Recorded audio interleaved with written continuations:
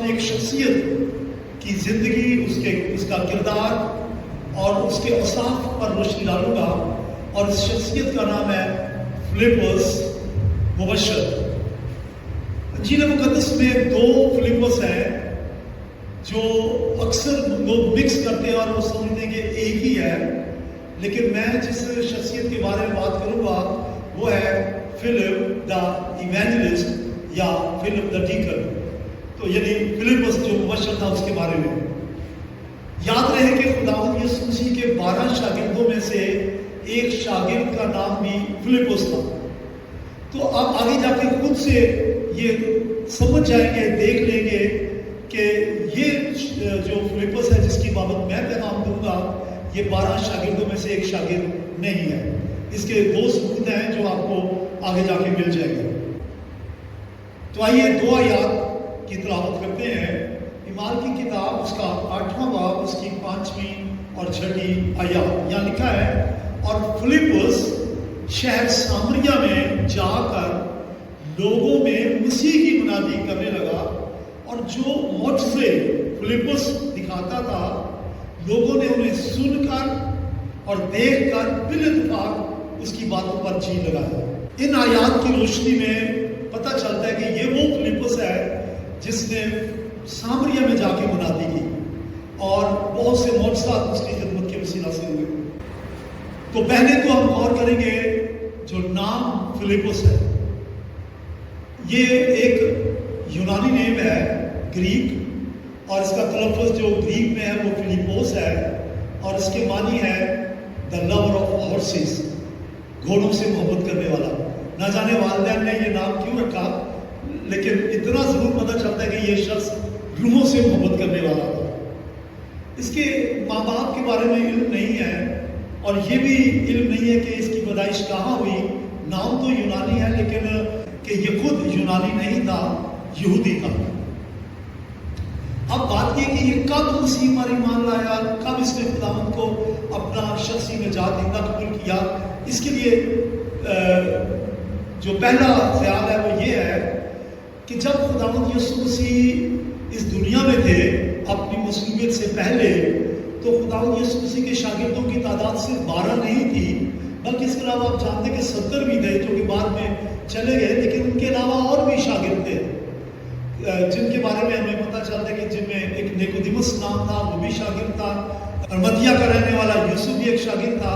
تو ہو سکتا ہے کہ یہ جو فلپس ہے 12 رسولوں میں سے تو نہیں، 12 شاگردوں میں سے تو نہیں، لیکن مسیح کا شاگرد، مسیح کے جیتے جی اس کی زمینی خدمت کے دوران مسیح پر ایمان لا کر یہ مسیح ہو چکا ہو۔ دوسرا خیال یہ ہے کہ جب پہلی کلیسیا یروشلم میں قائم ہوئی، تو پہلی کلیسیا جب قائم ہوئی تو اس میں 3000 کے قریب یہودی مسیح پر ایمان لائے، شاید یہ ان 3000 لوگوں میں سے بھی ہو۔ نمبر 1 ہم دیکھیں گے، یہ فلپس جو ہے اس کا چناؤ کلیسیا نے کیا، رسولوں نے کیا بطور ڈیکن، انتظامی امور کے انجام دینے کے لیے اس شخص کو چنا گیا۔ اعمال کی کتاب کے 6 باب کی پہلی آیت سے 6 آیت تک ہم دیکھتے ہیں کہ 12 رسولوں نے یہ کہا کہ ہمارے پاس کلام سنانے کی خدمت ہے اور ہم صرف کلام ہی سنائیں گے، اور مناسب نہیں اور ہمارے پاس وقت بھی نہیں ہے کہ باقی جو انتظامی امور ہیں، مثال کے طور پر کھانا تقسیم کرنا، غریبوں کی مدد کرنا، لوگوں کو بٹھانا، لوگوں کو ویلکم کرنا وغیرہ وغیرہ، ہمارے پاس اتنا ٹائم نہیں ہے، لہٰذا ہم جماعت میں سے 7 نیک نام شخص چن لیں۔ تو 12 رسولوں نے جماعت میں سے 7 نیک نام شخص چن لیے، جن میں فلپس بھی تھا۔ تو آپ کو پتہ چل گیا 12 رسولوں میں فلپس یسوع مسیح کا شاگرد ہے، اور جو 7 نیک نام شخص جماعت میں سے چن لیے گئے ان میں فلپس بھی ہے۔ تو یہ ڈفرنٹ فلپس ہے۔ تو ان کے چناؤ سے میں نے جو شرائط بتائی گئی کہ ایسے لوگوں کو چناؤ کیا جائے جو نیک نام ہو، دوست ہو ویری گڈ ریپوٹیشن، روح سے معمول ہو اور دانائی سے بھی بھرے ہوئے ہوں۔ تو اس کا مطلب ہے کہ جب فلپس کو چنا گیا تو یہ اس میں یہ تینوں کوالٹیز پائی جاتی تھی، اور ایسی خدمت کرنے والوں کو جو کلام سے ہٹ کے کلیسیا میں باقی خدمات ہیں، جیسے کہ مثال کے طور پر آج کے دور میں آپ کہہ سکتے ہیں کہ کھانا تقسیم کرنا، لوگوں کو ویلکم کرنا، لوگوں کو بٹھانا، یا اور ایسی خدمات جو کلام سنانے سے ہٹ کے ہے، ایسی خدمت کرنے والے صاحب کو، ایسے خدمت کرنے والے بہن یا بھائی کو ڈیکن یا ڈیکنس کہا جاتا ہے۔ آج دور حاضرہ میں ڈیکن کے فرائض یا خدمتیں جو ہے وہ میں آپ کے سامنے بیان کروں گا۔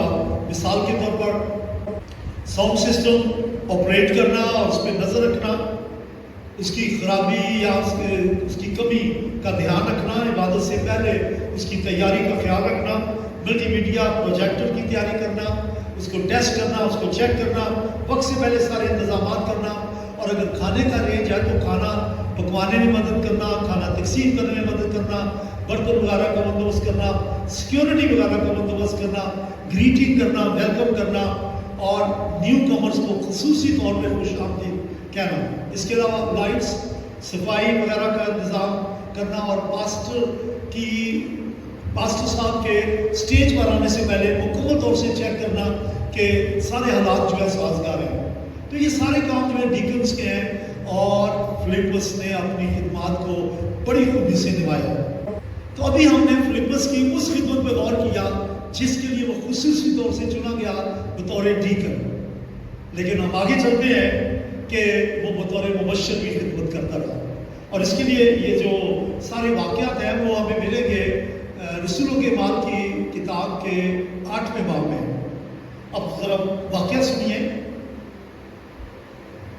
جب کلیسیا پر ظلم ہوا، یعنی اسطفنس کو شہید کیا گیا، تو اس وقت سول نامی ایک شخص جو بعد میں خداوند کی مہربانی سے پالوس بنا، وہ باقی یہودیوں کے ساتھ مل کر قتل عام کر رہا تھا، گھروں میں گھس کر مسیحیوں کو گرفتار کرتا تھا، انہیں قتل بھی کرواتا تھا، گرفتار بھی کرواتا تھا، اور اسطفنس کی شہادت کے بعد تو یہ ظلم اس قدر بڑھتا ہوا کہ گھر گھر گھس کر مسیحیوں کو پکڑا جانے لگا، ان کو مارنا شروع کیا گیا، ان کو جان کا خطرہ لاحق تھا، اور یہاں تک ظلم برپا ہوا کہ ہم دیکھتے ہیں کہ اعمال کی کتاب میں لکھا ہے کہ 12 رسولوں کے سوا باقی تمام لوگ جو ہے پراگندہ ہو گئے، بتر ہو گئے، اور باقی شہروں میں بھاگ گئے، جن میں یہودیہ کے شہر اور سامریہ کے شہر شامل تھے، وہاں بھاگ گئے۔ فلپس جو ڈیکن تھا وہ بھی بھاگ گیا، اور وہ سامریہ میں جا کر خدمت کرنے لگا۔ اور ابھی ہم اس کی خدمت کے بارے میں غور کریں گے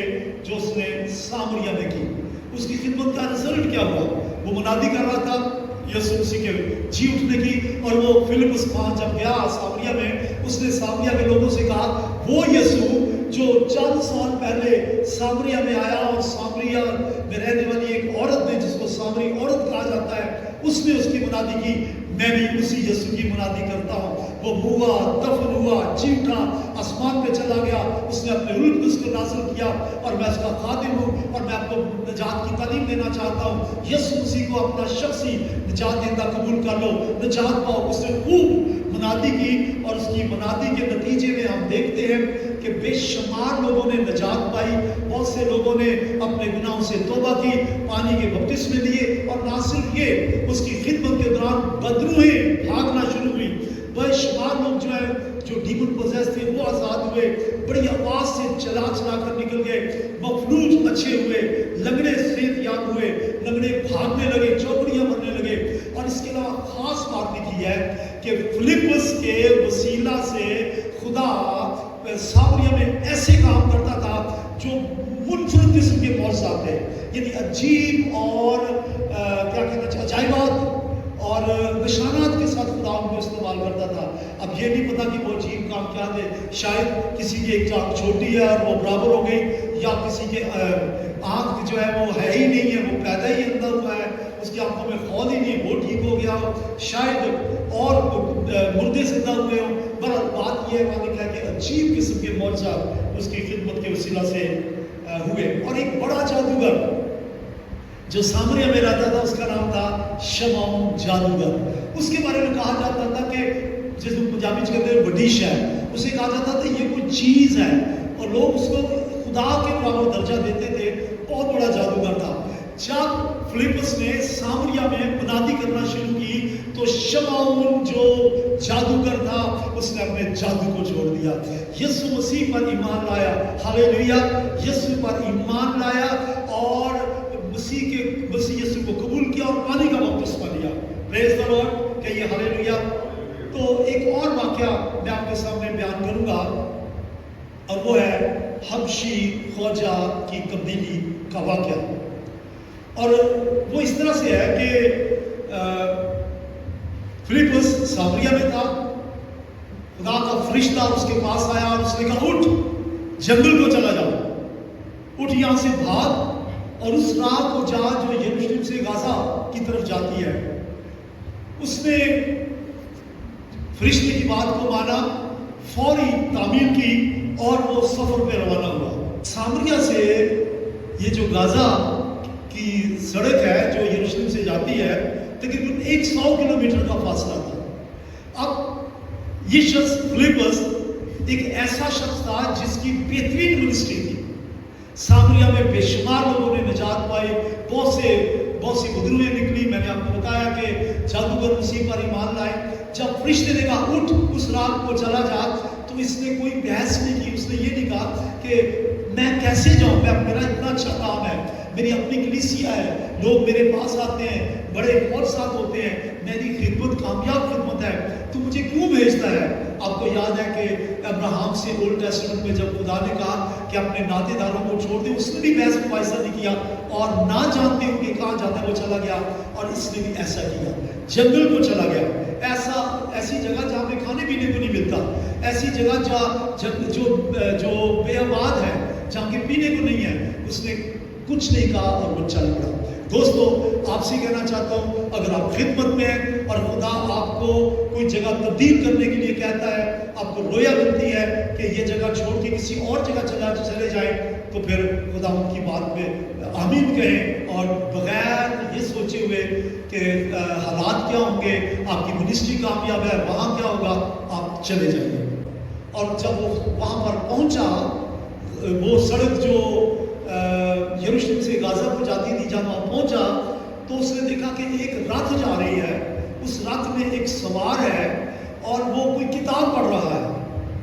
तो बाइबल मुकद्दस बताती है कि ये भाग कर उस रथ के पास चला गया और जो शख्स बैठा था वो बाइबल में जिस नाम से मशहूर है, वो उसका नाम ये है हबशी ख्वाजा। हबशी का मतलब है हबशा का रहने वाला। मौजूदा नाम जो हबशा का वो इथोपिया है, तो इसको आमतौर से कहते हैं द इथोपियन यूनिट। तो ये ख्वाजा सरा था और इथोपिया का रहने वाला था, यरूशलेम से इबादत करके आया था, मजहबी लिहाज से यहूदी था और रथ पे वापस जा रहा था अपने मुल्क को, इथोपिया को, और ये वहाँ की मलका का वज़ीर था। तो जैसे ही फिलिप्पुस ने उसे देखा, भागकर उसके साथ मिल गया और कहा जो कुछ तू पढ़ रहा है कि तू उसे समझता भी है। और वो पढ़ रहा था यशायाह नबी की किताब का 53वां बाब। उसने जान दी, वो कुचला गया, वो आदमियों में हकीर व मरदूद, मर्द गमनाक और रंज का आशिना हुआ। ये सारी बातें उसमें लिखी है और ये भी लिखा है कि उसी के मार खाने से हमने शिफा पाई। तो सवाल फिलिप्पुस का बड़ा ज़बरदस्त था कि जो कुछ तू पढ़ता है उसे समझता भी है, और आगे जवाब भी ज़बरदस्त था। जवाब ये था, भाई जब तक कोई समझाए नहीं मैं कैसे समझ पा सकता हूँ। जिसमें ये लिखा है कि आपसे एक बात कहना चाहता हूँ, आप ज़रूर बाइबल पढ़ें और आप बाइबल पढ़ते भी होंगे। शायद आपने शुरू से पैदाइश की किताब से शुरू किया हो, मुकाशवा तक कई बार पढ़ा हो, लेकिन कभी ऐसा वक्त भी आया हो कि किसी खास हिस्से को, किसी खास मतन को आप समझ ना पाए हो। तो हबशी ख्वाजा कहते हैं जब तक कोई समझाए नहीं मैं कैसे समझ सकता हूँ। तो आपसे कहना चाहता हूँ, जब ना समझ आए, नंबर 1 तो होली स्पिरिट से कहिए, वो आपको समझाए, वरना खुदा के खादमों के पास जाए, खुदा के खादम आपको गाइड करेंगे और वो जो मतन है आपको वाज़ेह तौर से समझा देंगे।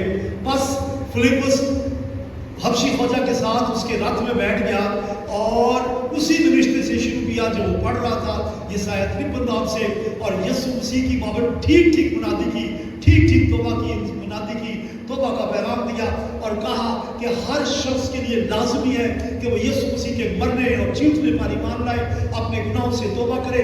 हर शख्स पर लाजम है कि वो कहे, ऐ यीशु मसीह तू मेरे लिए मसलूब میرے گناہوں کو معاف کر، میرے گناہ کو اپنے لوگوں سے دھو کے پاک کر، مجھے نجات دے، میرے دل کا بادشاہ بن جا، میں تجھے اپنا نجات دہندہ قبول کرتا ہوں۔ جب فلپس نے یہ تعلیم دی تو بائبل مقدس میں ہم دیکھتے ہیں 8ویں باب ایمان میں کہ حبشی خواجہ نے خداوند یسوع مسیح کو قبول کیا۔ کہ یہ ہاللیلویہ، پریز دی لارڈ۔ تو جب کوئی سمجھائے تو سمجھانے کے بعد سمجھے، بحث مباحثہ کرنے کی بجائے اب دیکھیں گے آپ خدا کے خادم سے بات کر رہے ہیں اور بغیر بحث مباحثہ کے کلام کو قبول کرے، اس نے قبول کر لیا۔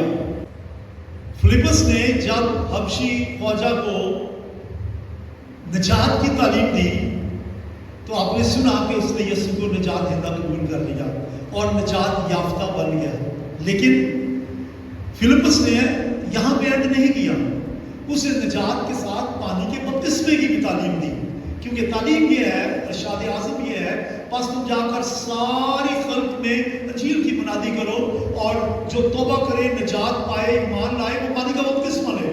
اور متی کی انجیل کے 28ویں باب میں لکھا ہے، پس تم جا کر ساری دنیا میں لوگوں کو مسیح کے شاگرد بناؤ اور ان کو باپ اور بیٹے اور ان کو اس کے نام سے بپتسمہ دو۔ اس نے بپتسمے کی بھی تعلیم دی۔ اور فلپس بدستور ابھی تک رتھ میں بیٹھا تھا تو حبشی خواجہ نے سوال کیا، جناب میں نے یسوع کو تو قبول کر لیا، اب مجھے بتائیں کہ میرے پانی کے بپتسمہ لینے میں کون سی رکاوٹ ہے؟ اور فلپس نے اپنے پیغام کو دہرایا کہ اگر تو واقعی ایمان لاتا ہے کہ یسوع مسیح نجات دینے والا ہے، یسوع مسیح گناہوں کو معاف کرنے والا ہے، اگر واقعی تیرے گناہ بخشے گئے ہیں تو ٹھیک ہے، میں تجھے بپتسمہ دیتا ہوں۔ بس اس نے راتھ کو کھڑا کرنے کا حکم دیا اور فلپس اور حبشی خواجہ دونوں پانی میں اتر گئے۔ اور یہاں لکھا ہے کہ فلپس نے حبشی خواجہ کو پانی کے اندر جا کر بپتسمہ دیا۔ دوستو، بہت سے لوگوں کا خیال ہے کہ بپتسمہ بوتے کا نہیں ہے، وہ بچے کا بپتسمہ کہتے ہیں کہ یہ ٹھیک ہے۔ اور بھائی بپتسمہ لفظ جو ہے اس کا مطلب ہی ہوتا ہے، یہ دونوں پانی میں اتر گئے۔ اگر وہی بپتسمہ تھا جو غلط بپتسمہ رائج ہے، جو بائبل کے الٹ ہے کہ بچے کے ماتھے پہ پانی کا نشان لگایا جاتا ہے اور بپتسمہ دیا جاتا ہے، تو فلپس کو پانی میں اترنے کی ضرورت نہیں تھی، نہ خواجہ کو، بلکہ وہ راتھ میں بیٹھے بیٹھے اس کے پاس پانی بھی ہوگا، مشکیزہ بھی ہوگا، وہی وہ پانی لیتا، اس کے ماتھے پہ نشان لگاتا اور وہ کہتا میں تجھے باپ اور بیٹے اس کے نام سے بپتسمہ دیتا ہوں۔ ایسا ہی لوگ کرتے ہیں جو کہ بائبل کے الٹ ہے، لیکن اس نے کہا کہ رات کو کھڑا کیا جائے اور پھر اس نے اس کو بپتسمہ دیا۔ بولیے پریز دی لارڈ، کہ یہ ہاللیلویہ۔ تو دوستو، بہنوں، بھائیوں، اب ایک بڑا منفرد واقعہ میں آپ کے سامنے بیان کروں گا فلپس کی زندگی کا۔ سننا چاہتے ہیں؟ سنیے۔ جیسے ہی فلپس نے حبشی خواجہ کو پانی کا بپتسمہ دیا، دونوں پانی سے نکل آئے، تو لکھا ہے روح فلپس کو اٹھا کر لے گیا، اٹھا کر لے گیا۔ جیسے ایلیا نبی کو بگولے میں اٹھا کے لے گیا تھا، اس کو تو آسمان پہ لے گیا تھا، ہنوک کو اٹھا لیا گیا، آسمان پہ لے گیا تھا، لیکن فلپس کو اٹھا کر روح وہاں سے غائب کر کے کہیں اور لے گیا۔ اور لکھا ہے کہ حبشی خواجہ نے اسے پھر نہ دیکھا، غائب ہو گیا، اٹھا لیا۔ اور ہمیں اولڈ ٹیسٹمنٹ میں ایک واقعہ ایسا ہی ملتا ہے، اور وہ یہ ہے کہ حزقیل کی کتاب کے 30 باب کی 14ویں آیت میں لکھا ہے کہ خدا کے روح نے حزقیل کو اٹھا لیا اور اٹھا کر اسے تل ابیب کے علاقے میں پہنچا دیا۔ اور دوستو، ابھی جب فلپس کو اٹھا کر لے گیا ہے تو تل ابیب کے علاقے میں بھی گیا۔ تو ہم دیکھتے ہیں، میں چاہتا ہوں کہ ہم یہ آیات پڑھ لیں۔ امام کی کتاب 8واں باب اس کی 39ویں اور 40ویں 2 آیات میں تلاوت کروں گا۔ لکھا ہے، جب وہ پانی میں سے نکل کر اوپر آئے تو خداوند کا روح فلپس کو اٹھا لے گیا اور خواجہ نے اسے پھر نہ دیکھا، کیونکہ وہ خوشی کرتا ہوا اپنی راہ چلا گیا۔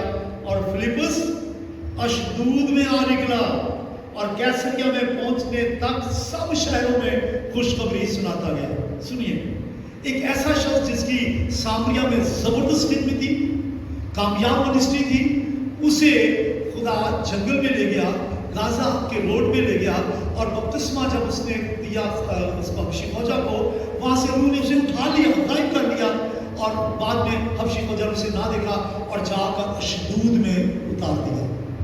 کیسے لے گیا مجھے پتا نہیں, آگ کے بگولا میں لے گیا, آئی ڈونٹ نو, پر روح اس کو لے گیا اور ایسے لے گئے کہ وہ نظر بھی نہیں آیا اور اشدود میں پہنچ گیا. اب آپ غور سے سنیے, اشدود سے کیسریا تک تقریباً 7 شہر ہیں اور وہ اشدود سے لے کر کیسریا تک 7 شہروں میں مسیح کی منادی کرتا رہا. اب یہ نہیں ہمیں پتا کہ وہ ایک شہر میں اس نے کتنا وقت گزارا. میرا خیال ہے کہ جب تک ایک شہر میں کلیسیا قائم نہیں ہو گئی, جب تک لوگوں نے نجات نہیں پائی, وہ دوسرے شہر میں نہیں گیا. پھر دوسرے شہر سے تیسرے, چوتھے اور 5ویں اور بالآخر ہم دیکھتے ہیں تل ابیب کے بعد وہ کیسریا میں پہنچ گیا. مبشر ہوتا ہے اور خدا اسے اپنے جلال کے لیے, اپنی خدمت کے لیے, اپنے کلام کے لیے استعمال کرتا ہے. سامریہ میں بھی استعمال کیا, غازہ کے روڈ کے اوپر حبشی فوجا کی تبدیلی کے لیے بھی خدا نے استعمال کیا اور اٹھا کر خدا لے گیا اشدود سے کیسریا تک 7 شہروں میں اس نے انجیل کی منادی کی اور پھر کیسریا میں مستقل قیام کر لیا. یہ کیسے پتا چلا کہ وہ کیسریا میں مستقل اس نے قیام کیا؟ یہ بات ہمیں ملتی ہے ایمان کی کتاب کے 21ویں باب کی 8ویں اور 9ویں آیت میں. جب پولس رسول اپنے ساتھیوں کے ہمراہ اپنے 3ویں مشنری سفر کے دوران کیسریا میں گیا تو لکھا ہے کہ اس نے جا کر فلپس مبشر کے ہاں رہائش اختیار کی. تو فلپس جو مبشر ہے اس کے گھر میں وہ کئی دن رہے, تو اس کا مطلب ہے کہ وہ وہاں قیام کرتا تھا. لکھا کہ فلپس کا اپنا گھر وہاں تھا, اس کے گھر میں وہ رہے. اور ایک خوبصورت بات میں آپ سے کرنا چاہتا ہوں, جب وہ گئے انہوں نے دیکھا کہ فلپس کی 4 کمواری بیٹیاں نبوت کرتی تھیں. دوستو اب غور سے سنیے, جو لوگ اس بات کو نہیں سمجھتے کہ خدا نے خدمت کے لیے خواتین و حضرات دونوں کو بلایا ہے, دونوں کو خدمت دی ہے کہ وہ روحیں بچائیں, وہ خواتین کی خدمت کے اوپر انگلی اٹھاتے ہیں اور وہ سوچتے ہیں کہ خاتون کا سٹیج پہ کھڑے ہو کر انجیل سنانا, نجات کی خوشخبری دینا, یہ غلط ہے. تو مجھے بتائیے, یہ جو 4 ہماری بیٹیاں تھیں فلپس کی, کیا وہ جو نبوت کرتی تھی کس میں کرتی تھی؟ لوگوں میں. اور اس کا مقصد تھا کہ لوگ زندگی پائیں, لوگ نجات پائیں, کلیسیا ترقی کرے. اور فلپس کی بیٹیوں کو پولس رسول نے کوئی تنقید کا نشانہ نہیں بنایا, بلکہ ان کی خدمت کو سراہا گیا. تو بہنوں, آپ کو دلیری دینا چاہتا ہوں, آپ کی حوصلہ افزائی کرنا چاہتا ہوں. اگر خداوند نبوت دیتا ہے تو کیجیے, اگر خدا نے خدمت دی ہے تو کیجیے. اپنے پاسٹر صاحب کے ساتھ مل کر انجیل کی بشارت میں بڑھ چڑھ کر خدمت لیں. اور جو لوگ کہتے ہیں کہ عورتیں کلیسیا کے مجمع میں خاموش رہیں, میں ہم سے کہتا ہوں کہ یوٹیوب پہ میرا ایک پیغام ہے, وہ اسی حوالے سے ہے کہ کیا عورتوں کو کلیسیا میں بات کرنے کی اجازت ہے. ضرور وہاں سنیں, آپ کو پتہ چلے گا کہ ایسی کوئی بات نہیں, خواتین کو کلیسیا میں بولنے کی اجازت ہے. اب ضرور وہ میرا پیغام سنیے گا. اب آخر میں ہم فلپس مبشر کے بارے میں غور کریں گے کہ اس کی وفات کہاں ہوئی, کیسے ہوئی, کب ہوئی. کہا جاتا ہے موجودہ ملک ترکی میں چلا گیا اور وہاں کچھ دیر اس نے خدمت کی اور وہیں اس کی طبعی موت واقع ہوئی. اور یہ بھی کہا جاتا ہے کہ اس کی قبر بھی وہیں پہ واقع ہے. دوستو, اب میں آخر میں چاہوں گا کہ میں ان باتوں کو ریپیٹ کروں جن سے فلپس کے اوصاف, اس کے کریکٹرسٹکس, اس کی خوبیاں, اس کی کوالٹیز ہمیں نظر آئیں گی. پہلی بات, جب چناؤ ہوا ڈیکن کا تو کہا گیا ایسے لوگ چنے جائیں جو روح سے بھرے ہوں, جو دانائی سے بھرے ہوں اور جو گڈ ریپوٹیشن کے حامل ہوں. تو اس کا مطلب ہے کہ یہ خوبیاں اس کے اندر تھیں. اس کے علاوہ نیک نام کا مطلب ہے گڈ ریپوٹیشن اس میں تھی, روح سے معمور بھی تھا اور عظیم اور پاورفل مبشر تھا, خدمت کے جذبے سے بھرپور تھا. یہ جب یروشلم سے کلیسیا تتر بتر ہو کے چلی گئی سامریہ میں, تو وہ جہاں کے بیٹھ نہیں گیا, اس نے مسیح کی منادی کی. اس نے یہ نہیں کہا کہ بھائی یروشلم میں تو مجھے خدمت دی تھی صرف انتظامی امور کی, تو میں تو وہی کام کروں گا, لیکن وہاں تو کلیسیا ہی نہیں تھی. لہٰذا اس نے وہاں کلیسیا قائم کی. پھر اس کی خوبیوں میں سے ایک خوبی یہ ہے، یہ اوبیڈینٹ تھا، فوری تابع. فرشتے نے کہا اس سڑک پہ چلا جا جو یروشلم سے غازہ کو جاتی ہے، بغیر چون و چراغ، بغیر بہانے کے کہ میری تو اتنی اچھی خدمت ہے، میں جنگل میں کیا کروں گا، بغیر کسی جواز کے وہ چلا گیا.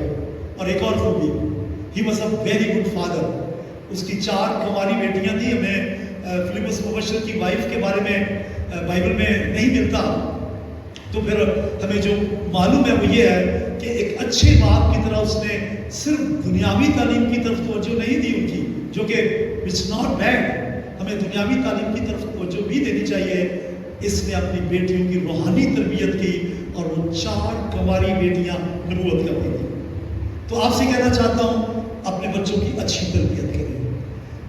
اچھا ہے آپ صبح اٹھتے ہیں، اپنے بچوں کو اسکول لے کے جاتے ہیں، پھر لے کے آتے ہیں اور پھر ٹیوشن کے لیے چھوڑنے جاتے ہیں، لے کے آتے ہیں. اسکول کی جو ایکسٹرا ایکٹیویٹیز ہوتے ہیں ان میں آپ باقاعدہ بچوں کو بھیجتے ہیں. That is all very good. لیکن آپ کا کیا خیال ہے، سنڈے اسکول لازمی نہیں ہے؟ کیا آپ اپنے بچوں کو سنڈے اسکول بھیجتے ہیں؟ کیا آپ چرچ میں بچوں کو ریگولرلی لے کر جاتے ہیں تاکہ وہ روحانی تربیت حاصل کریں؟ کیا آپ خود ان کی روحانی تربیت کرتے ہیں؟ مثال کی کتاب میں لکھا ہے بچے کی اس راہ میں تربیت کا جس پر اسے چلنا ہے وہ بوڑھا ہو کر بھی اس سے نہیں مڑے گا. اپنے بچوں کی ایسے ہی پرورش کریں.